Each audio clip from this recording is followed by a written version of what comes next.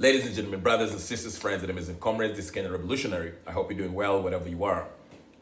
I just wanted to respond to this tweet by Miguna, where he basically confirms that he applied for the DPP, Director of Public Prosecution position, and what it might mean. I am elated by this tweet because it's actually making some people nervous, especially people from the opposition. Not only opposition, but even people in government, for reasons that you might guess. But anyway, I just wanted to mention this. Let's just imagine if the president, President Ruto appoints Miguna as the DPP.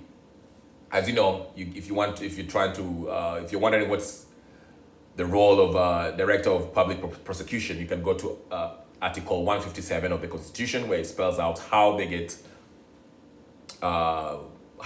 appointed. Actually, the president nominates or appoints the person who he wants to become the next DPP.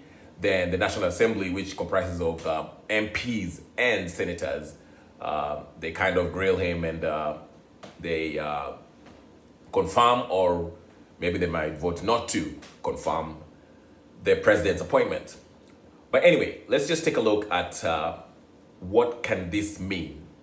Because I think, first of all, if I am Matiang'i, Uhuru Kenyatta, or any person who was responsible for Miguna's demise or Miguna's troubles in the past regime, I might be shaking in my boots. I mean, if I was Matiang'i, I would literally try to find the next ticket to Congo, if this guy is nominated and confirmed to be the next DPP, okay? But here's the thing though, on a serious note, all right? What can this mean? We know Miguna so far, okay? He's somebody who is very, very honest, tells it like it is, doesn't mince his words, and he's all about integrity and the rule of law. So if we finally find somebody like that in that position, to me, what this translates to, what it means, what Ruto is trying to do, if indeed he ends up nominating Miguna to this position, I think this means two things. Number one, I think he wants to clear the house, clean the house. That's number one. When I say clean the house, I mean, we've seen all these scandals that have been happening in the Kenya Kwanza administration. The suspected ministers who have been dropping the ball as far as corruption, possible corruption that has been happening in their ministries, okay? Miguna coming in, if he becomes this Director of Public Prosecution, this is where he will come in and clean house. So what I'm trying to say is this. If Ruto, of course, once he won the election and became the president, it's natural for him to award those people who fought for him. But some of these people who fought for him, who are now in government, are dropping the ball. They're corrupt. So how can the president get rid of them without directly or indirectly, without them blaming Ruto directly for them being fired, okay? I'll give you an example. Let's say if Ruto brings in Miguna, okay? And we have somebody like Moses Kuria, who is a PS of what trade?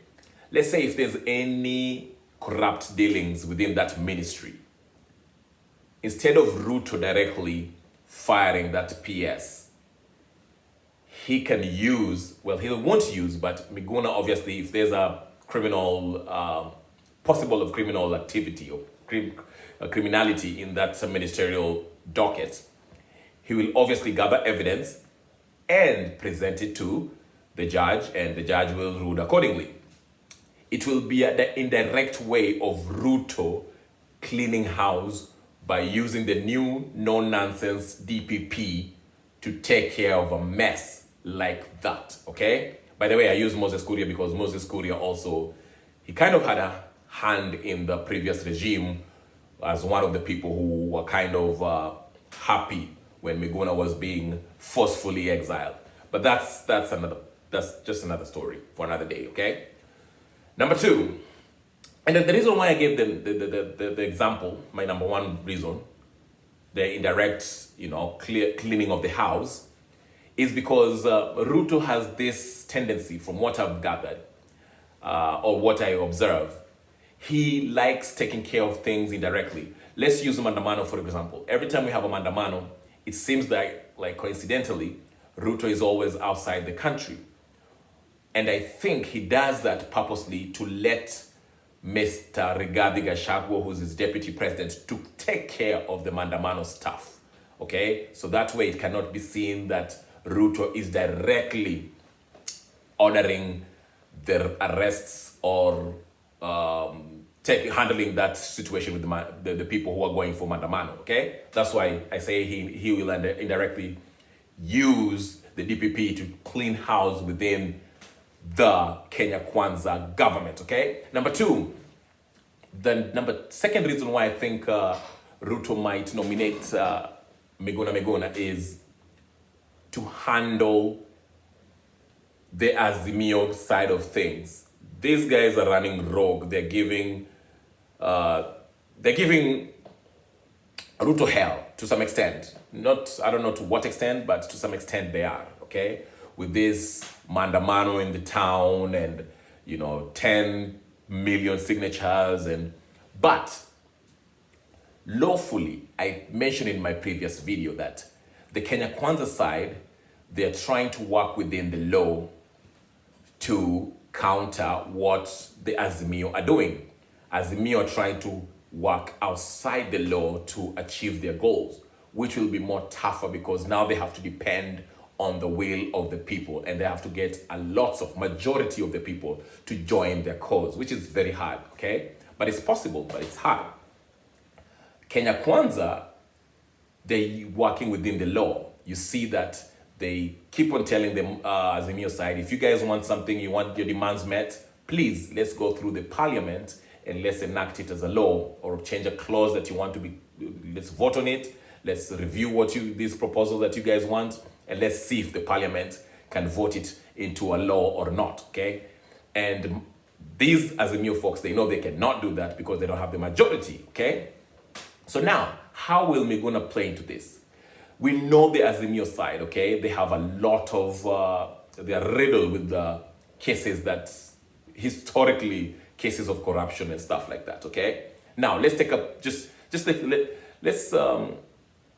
let's even take the example of Uhuru Kenyatta. It is rumored, actually Duale came into one of the shows and says that he has evidence, him sitting in the intelligence briefings every day, he has concrete evidence, okay, that the Kenyatta family are involved in funding these Mandamanos, okay? Now, if you have Miguna as the DPP, okay, I'm pretty sure he'll take interest in this case, if there is, given the players that are involved.